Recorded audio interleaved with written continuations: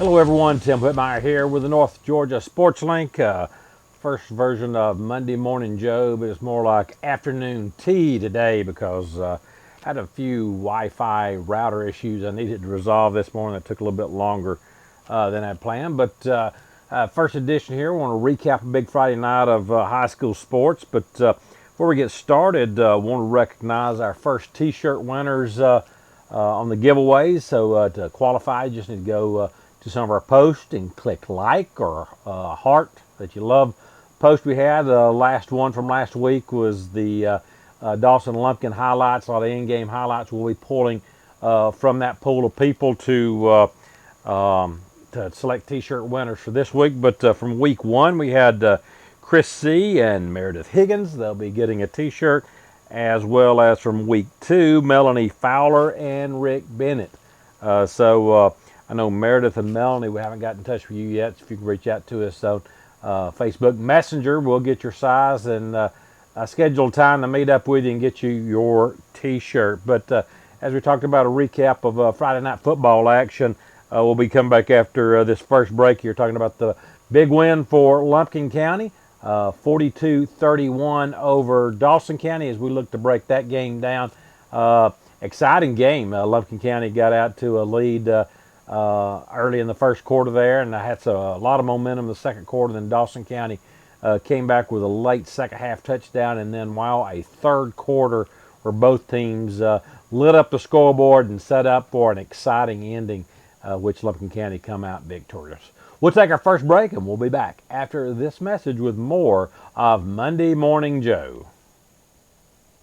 Hey everybody, Sean Boyd here with John Meagle Auto Group. If you're ready for adventure, we've got the truck or SUV to take you there. Whether it's a brand new Chevy from our Dawsonville location or a tough Ford from our Cleveland location. We're outdoors people just like you, and we know that the right vehicle can make all the difference.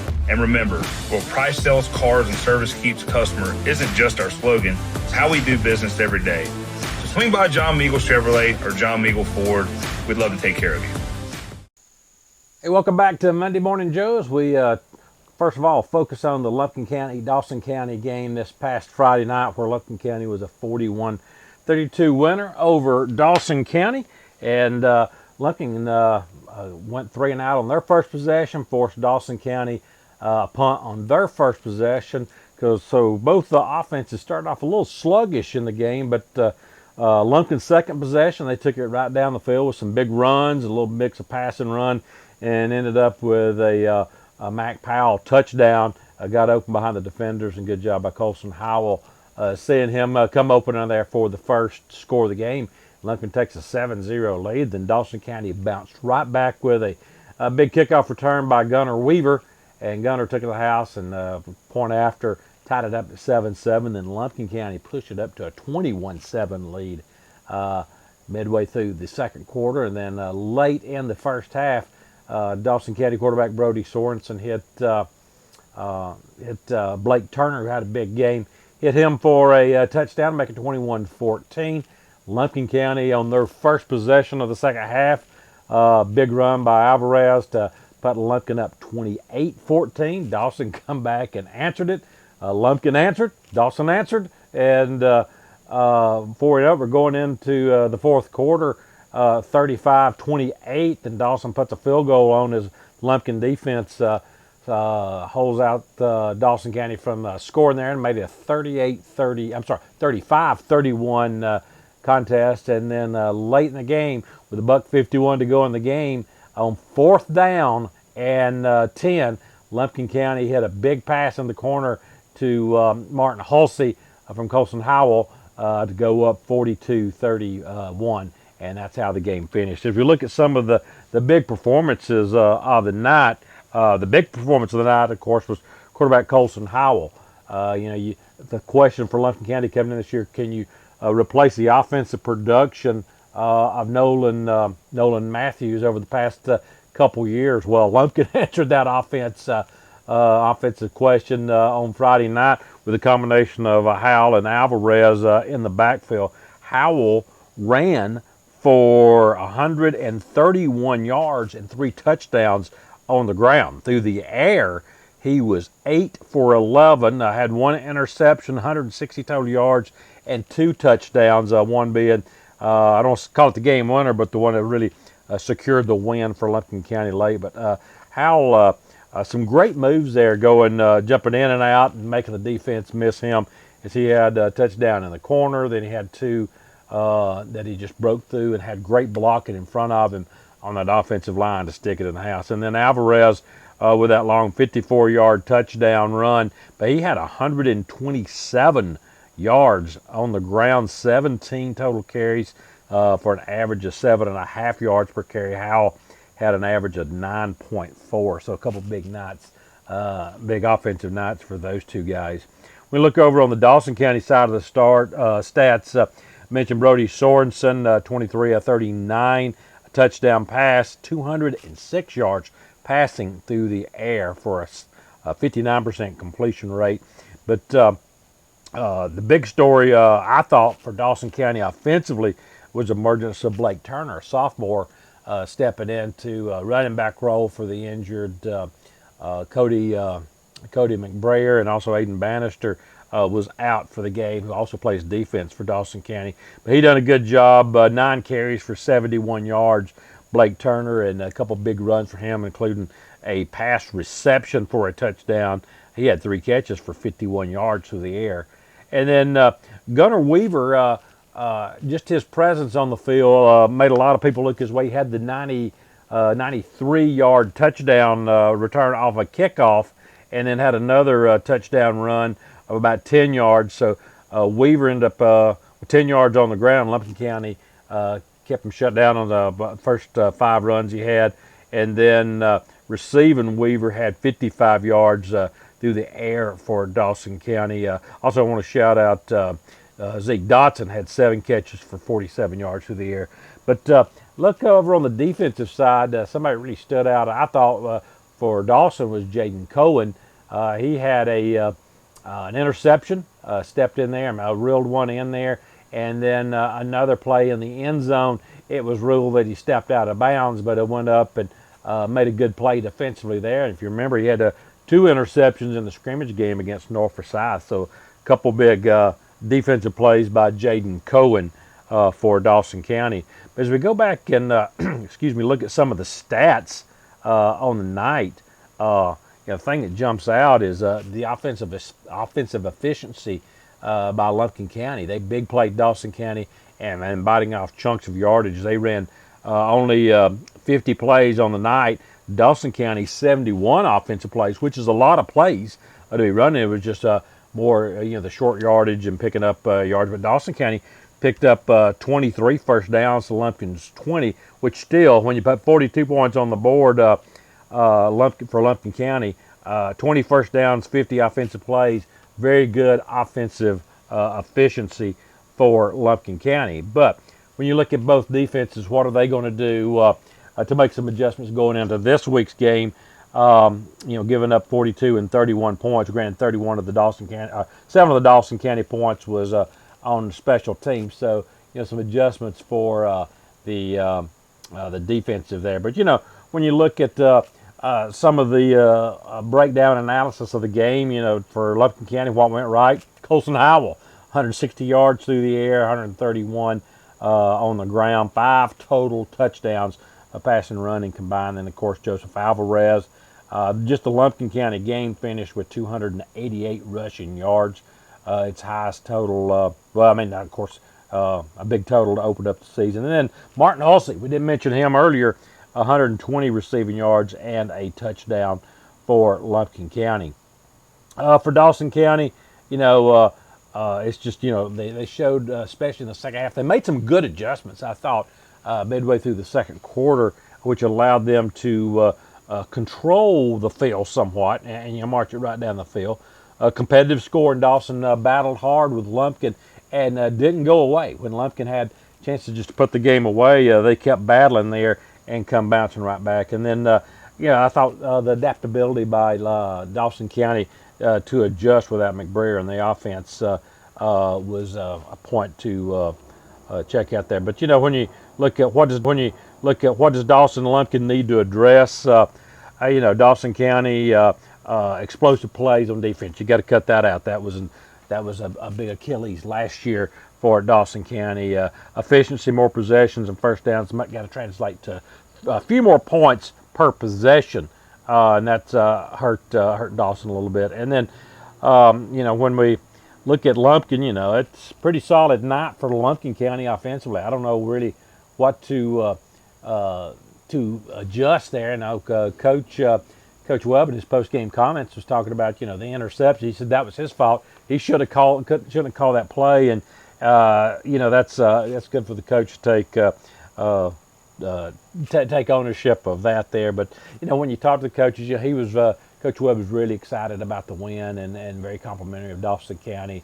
And when I talked to Coach Jabo Shaw after the game down at Dawson County, he was encouraged about being able to stay in there and keep bouncing back for the night there and keeping it close, and just couldn't get over that final hump where they dug themselves a 28-7 deficit at one point. So a great night there for Dawson County and for Lumpkin County.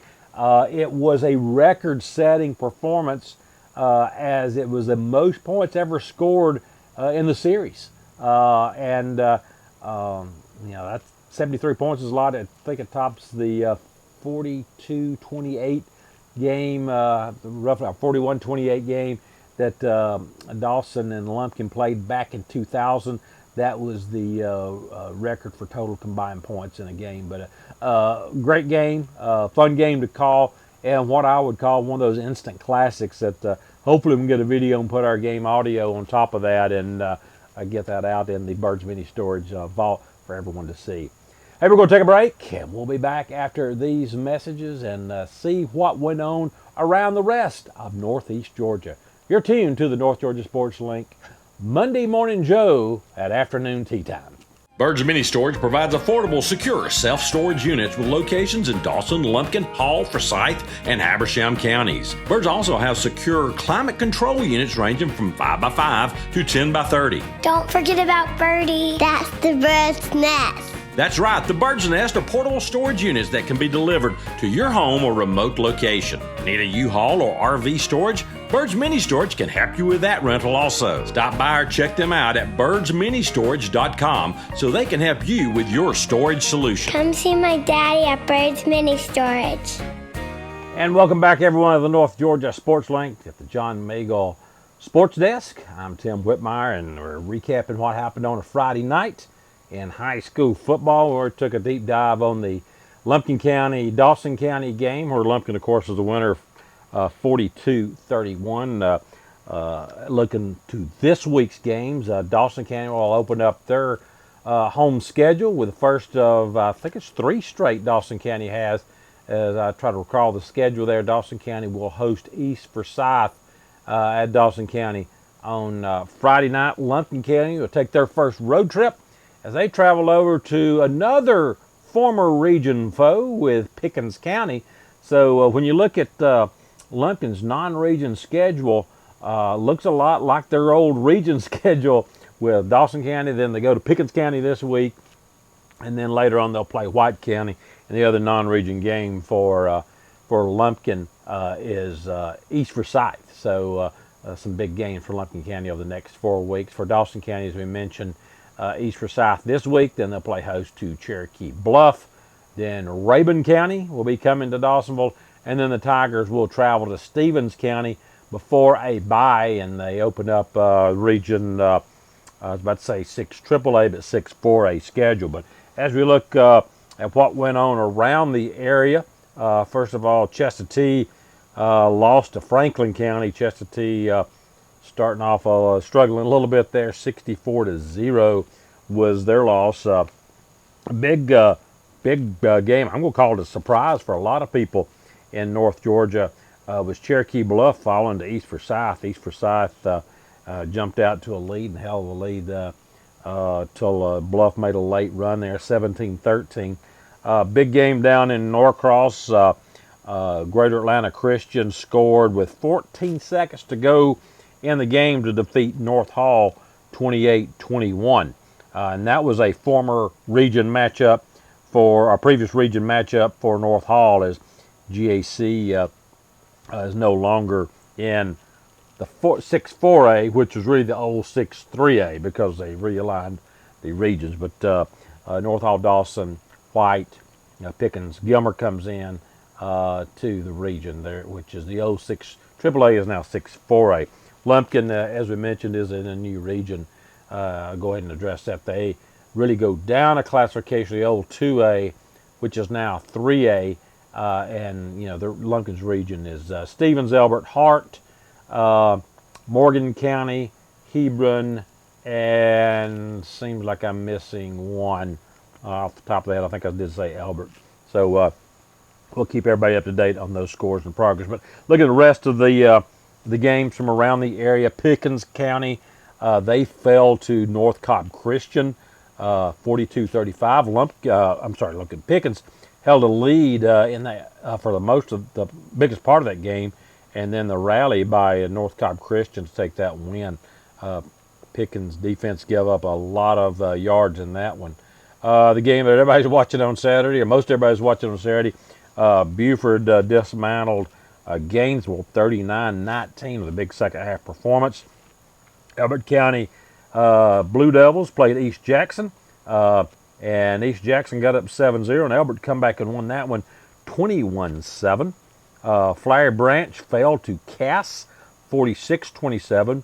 North Forsyth went over to Jackson County and fell 34-22. Jackson jumped out to a big lead in that one, and North Forsyth came rallying back in that one.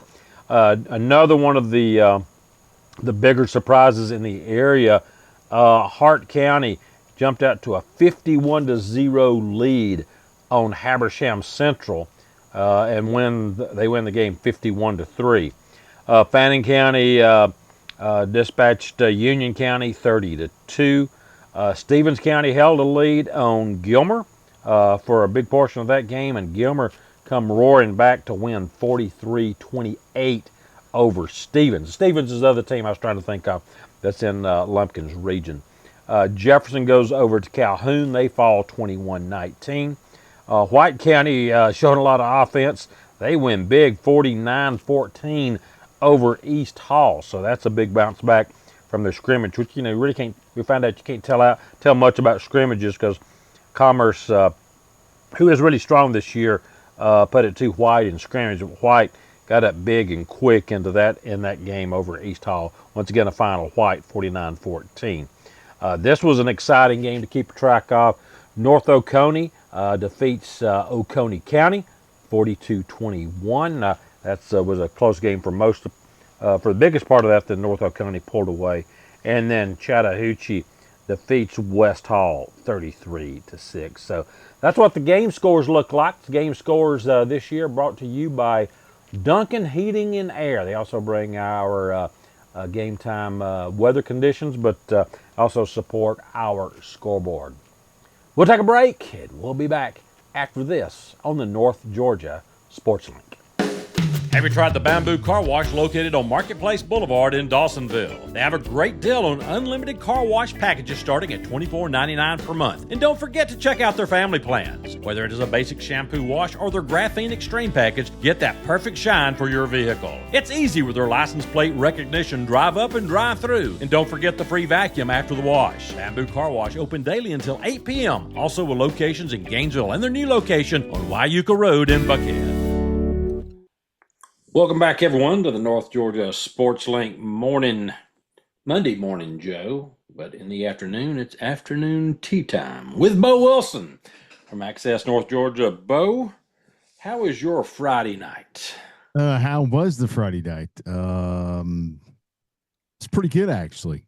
Good football. You're back on the air. That's what's good about it, right? Back on the air. You're having fun. You're at a football stadium, and you're a good game. So, of course, we were down at GAC North Hall. A good opener for them, for North Hall, and there's a lot of great finishes around our coverage area on Friday night, and then, of course, capped it off with that what we thought was going to be a good Buford Gainesville game. It was for a half. Yeah, it was. But well, tell us what's your takeaway with North Hall tonight? Because GAC got up in this game. I mean, as I was checking scores, looked like it was a comfortable lead, but it come down to a last second touchdown. Yeah, it did. And GAC had to put in a freshman quarterback, which Ackerman looked really good for the series that he got. I want to say he probably played for the last, I don't know, 7 minutes of the game, maybe a little bit longer than that. And a kid looked really good. He has some wheels, has a rocket for an arm, and North Hall, they had their opportunities, and then Ackerman set them on a drive, and they scored off a 14-yard keeper by Ackerman. Wow. And walked right in. North Hall bid on the option read, and that was basically it. Now, North Hall had the ball like 14 seconds to go, had a chance. They moved a little bit. Then they tried to do the razzle-dazzle hoop-de-hoo, and it was looking good for a minute for them.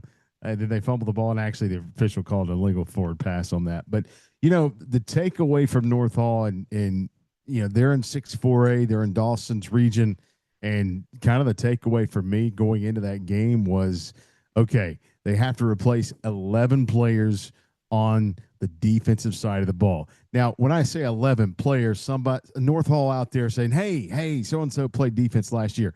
Absolutely. Like, I'm saying 11 starters. Right. Yep. So they replaced 11 starters on defense. There were questions up front for them. There were questions all over the field for them. I really thought their front seven held up well against GAC's rushing attack. As GAC, the running back they've got, their offensive line had some new pieces to it. They had Tyler Younger, the Bama commit, 6'4", 220 pounds, a beast off the edge. He did get in the backfield, but I felt like the offensive line did its job good enough. And Schliemann, North Hall's quarterback, did a fantastic job of stepping up the pocket and eluding Younger coming off the edge there. So, there's a lot of promising things for North Hall and North Hall fans and the community for this football team who might have thought it wasn't going to be as efficient, as potent as it was last year offensively. And those that thought maybe it was doomsday for the defense, I think fans probably came out of that game feeling pretty good about North Hall playing a pretty good GAC team and almost beat them. So overall take on that, I think North Hall has a lot of upside this year, and they're going to get a lot of upside through their non-region and then in the region. So right now, as I see it, when you look at Dawson, you look at Lumpkin County, of course, don't take your eye off White County. Right. Oh, yeah. That's point performance. But as it stands right now, the Region 6-4A championship still goes through North Hall, in my opinion. Yeah, you're talking about the defense for North Hall. If they have any defense, that might be a positive because, Dawson County's defense looked porous against Lumpkin. Pickens County, they let North Cobb Christian come back and score a bunch. And, when you read a game analysis on it, not much defense on the Pickens side. White County with a lot of offense. I don't know what East Hall has, but, White with a lot of offense. Chestatee is going to have struggles, as we know. And Gilmer with a surprising come-from-behind victory at Stevens. Gilmer, what was it? He scored, they were down like 28-0, 21-0, something like that. And they come back and won 43-28. So a lot of offense in this region. Now I'm going to switch over to, Dawson, the game I saw on Friday night with Lumpkin. The offense got to rolling in the midway through the second quarter and moved the ball fairly well once they understood, and reacted to what Lumpkin was doing on defense. So a lot of offense in 6-4A. Join the crowd. Yeah, really. So that's a little look at, some of the opponents saying in 6-4A.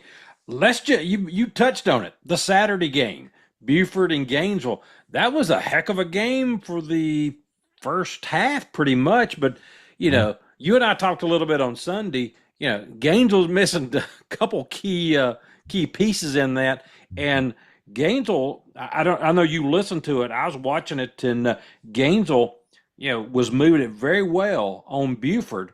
They just shot themselves in the foot. They got in the red zone, some turnovers and some mistakes, and then the punt snap that was mishandled. Yeah, and talking to the radio crew, Caleb Martinez and Trent Demore, through our text thread that we have after the game, and all they could say is, "Can we just get a snap? Just get a snap." Yeah. And it's something that you kind of expect game one to have mistakes. I mean, you do. I mean, you're never ready, right? You're never ready to start game one. No matter how long you practice, no longer how much work you've done for the last 2.5 months during the summer and in the off season. I mean, we know football is year round anyway. But those mistakes really, really hurt Gainesville the first half, because and I told Walker this today when we did our Still Undefeated show. I said, I feel like Gainesville should have had at least a 21-7 lead at halftime. Yes.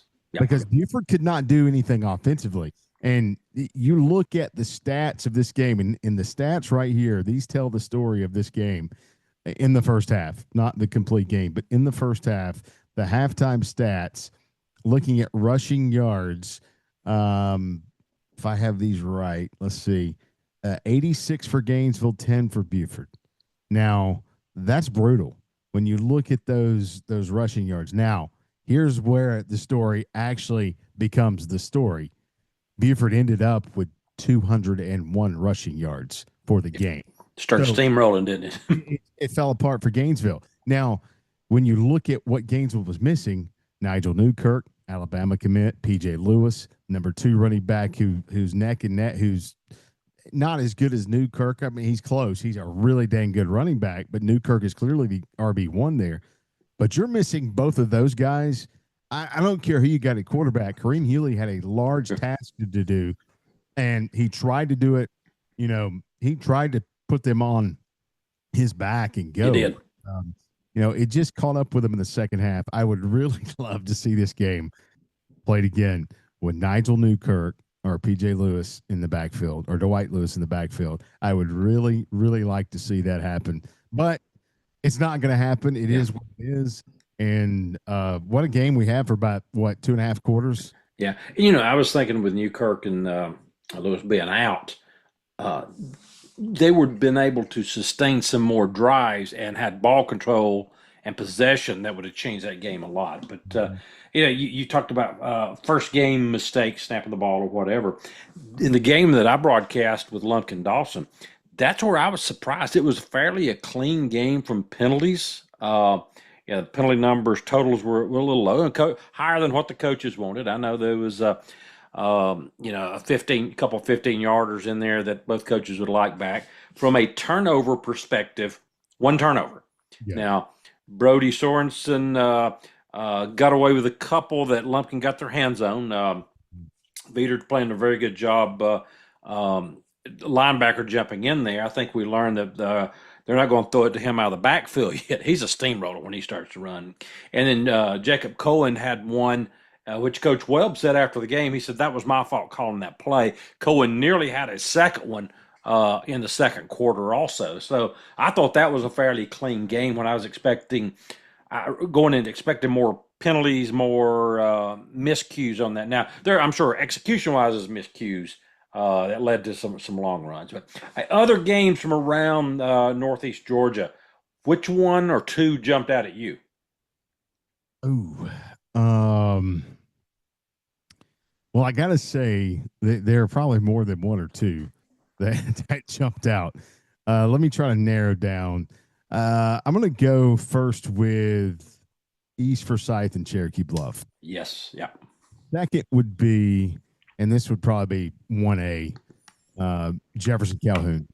Yeah, those were two games that were very interesting in the way that Jefferson went down 21-0, and then Calhoun scoreless in the second half and had a chance at the end. They had 50 seconds left to try to put a drive together to potentially kick a game-winning field goal or game-winning touchdown, losing that one 21-19. So it just kind of seems like Jefferson maybe got smacked in the mouth early and was walking backwards, and then halftime came. Coach Travis Nolan said, "Hey guys, we can get back in this game." Probably not like that, but but yeah, you got the way they came back in the second half shows that Jefferson has something, and we knew they had Oh something. yeah. Max Brown and C.J. Hayes and Boone Hornet cornerback. I mean, they've got a lot of key pieces there. They did lose a lot of key pieces. Then East Forsyth, Cherokee Bluff. I didn't expect that outcome.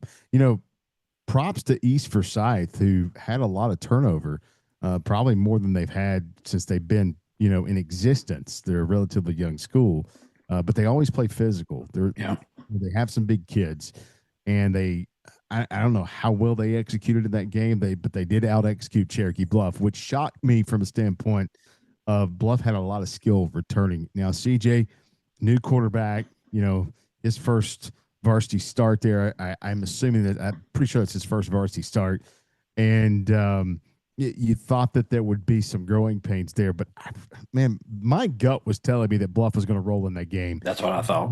Clearly, the winner of the game, and saw the score coming in during our broadcast on Friday, and I'm like, what is going on? Like, what's happening? And so I think some turnovers happened. The lights went out. I don't know if you heard about that story. No, didn't hear that one. Yeah, so the lights went out. It was right after East Forsyth intercepted Cherokee Bluff, and the lights went out. From what we know and what we heard from Coach Cannon on the scoreboard show is that they stopped play, but the interception happened. It was a clear interception. They gave him the ball like on the 39 or whatever it was. But regardless, East Forsyth winning that game, that was a huge kind of, I don't know, jaw dropping. Oh yeah.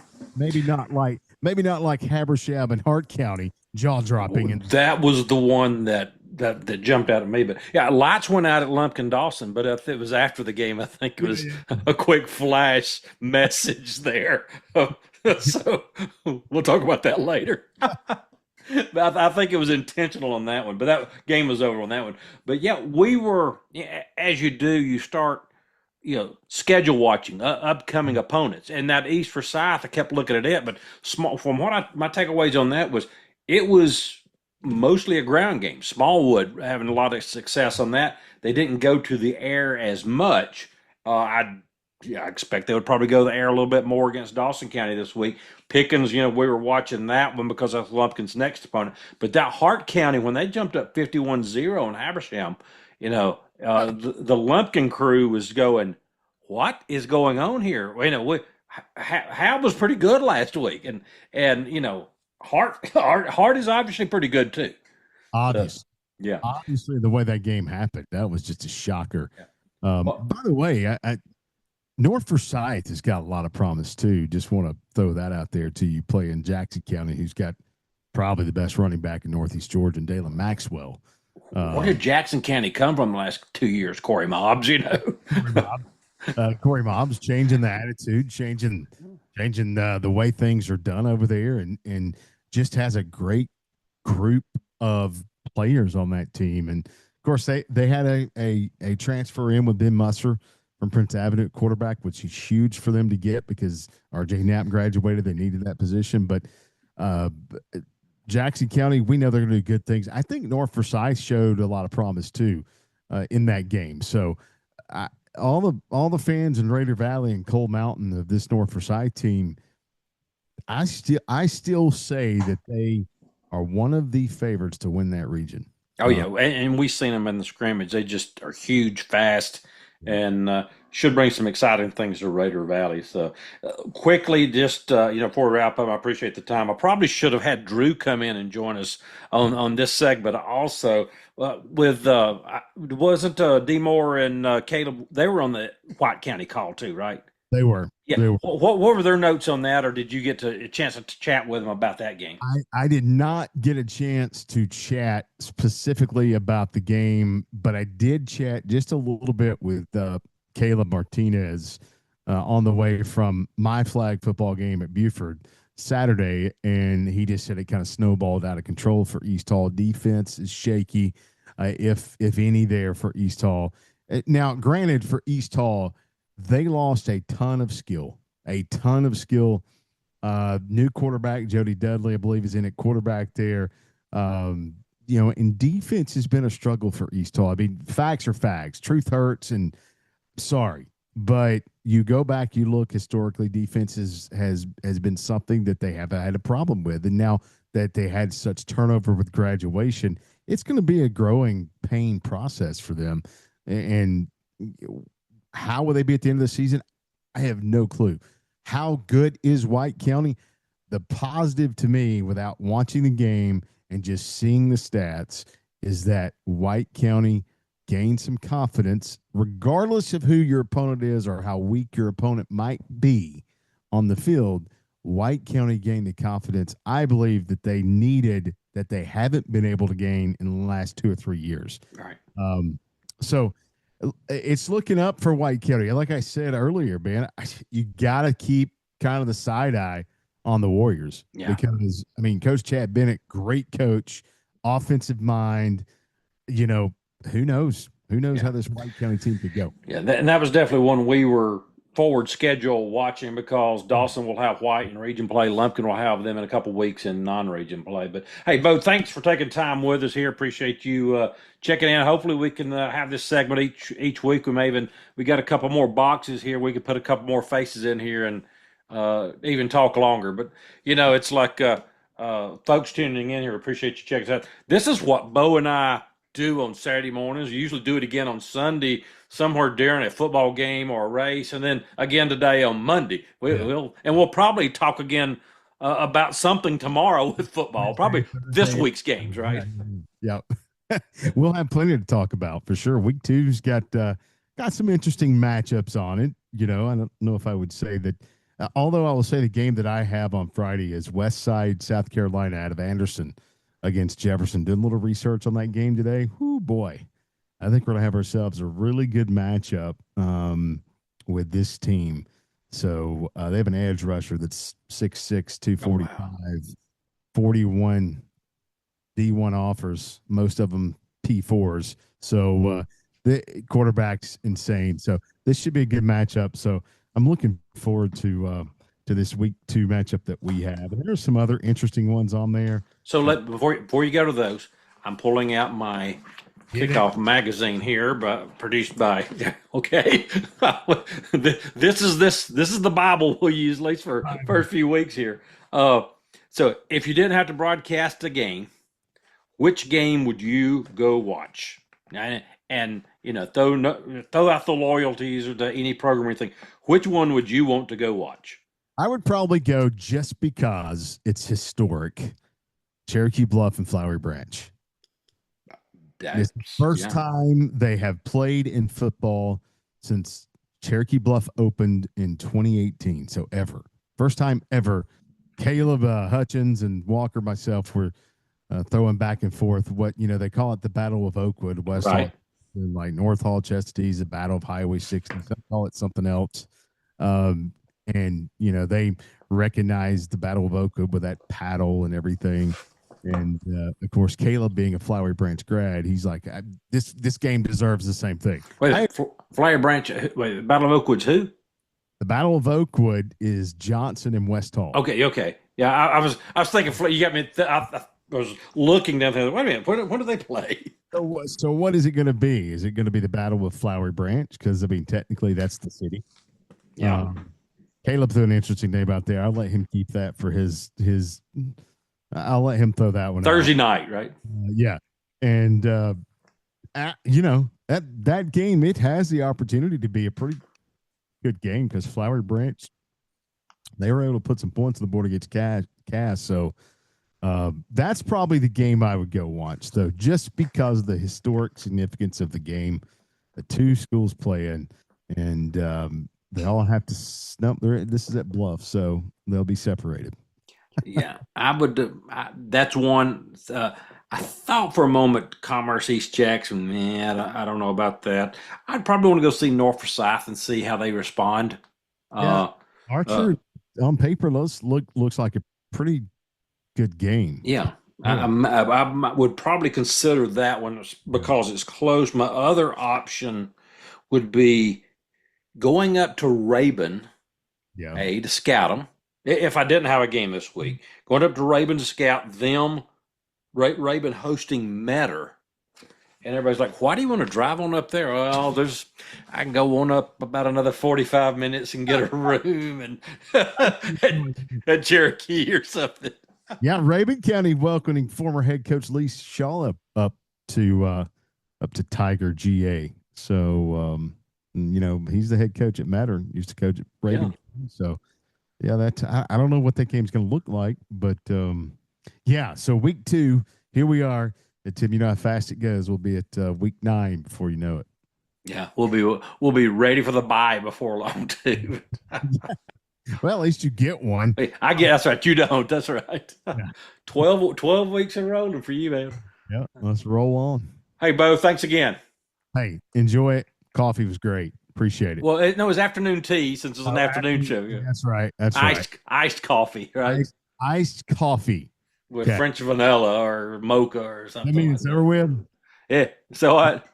Does that mean it's over with? Let me blow the horn. It didn't come through. Oh, you didn't get it? All right. Sorry. Walk, walk, walk, walk. That thing. Yeah. Okay. Sutton Shirley would call the 24-second clock on this road. Yeah, he would. All right. Hey, thanks again. Hey, we'll take a break and we'll be back and I'll wrap it up. Thanks again. You're tuned to Monday Morning Joe on the North Georgia Sports Link. At Amicalola Propane, managing your propane has never been easier. With our online customer portal, you're in control anytime, anywhere. Order propane, check your account, and schedule deliveries with just a few clicks. Experience peace of mind with the convenience of keeping your home fueled at your fingertips, along with the assurance that we have you covered. Sign up today and enjoy propane service made simple at amicalolapropane.com. Davis Engineering and Surveying, your trusted partner for engineering, surveying, and project management. From property corner locations to full site development, they deliver solutions you can count on. With more than 15 years of experience serving North Georgia, Davis Engineering provides both residential and commercial services, professional, affordable, and reliable. Put your project in the hands of experts you can trust. Call Davis Engineering today at 706-265-1234 or visit them online at davisengineers.com. The teams you know, the athletes you know, the games you care about. Get linked with the North Georgia Sports Link. Welcome back, everyone, to the North Georgia Sports Link. In our final segment here, we want to wrap it up and talk about games coming up this week. Just not going to analyze any of them, but let you know what the schedule is. And my go-to document is the Access North Georgia Kickoff document. Great document that gives you previews on all the teams around their broadcast area and coverage area. And they also have a nice comprehensive composite schedule in the back. But we mentioned Dawson County will be opening up their home portion of their schedule, hosting East Forsyth. We'll have that on the North Georgia Sports Link, as well as traveling over to Pickens as Lumpkin makes their first road trip also. Banks County's at West Hall. Bluff hosts Flowery Branch. Chesapeake's at Lakeview Academy. Commerce hosts East Jackson. East Hall hosts Franklin County. Let's see who else. Gainesville is off. Stevens County is at Hab Central. Jackson County at Decula. Jefferson is home against Westside, South Carolina. Riverside is hosting Johnson. Near Christian, Georgia Force. North Forsyth opens up the home portion of their schedule as they host Archer on Friday night. North Hall hosts Winder Barrow. Rabun County hosts Metter. Towns County is at Rock Springs. White County hosts Union County. And that's what the Duncan Heating and Air scoreboard will look like this Friday night as we keep you up to date with all the games going on. Remind everybody the pregame show sponsored by Bamboo Car Wash will start at 7 p.m. this year instead of 6:45. So you start tuning in about 6:50. We'll have commercial spots running, but we'll go live at 7 p.m. From our respective games of the Bamboo Car Wash. Thanks, everyone, for joining in to the Monday Morning Joe held with afternoon tea on the North Georgia Sports Link. I'm Tim Whitmire. Till next time, everyone, so long. Big schools, small schools, big games. We cover them all. This is the North Georgia Sports Link.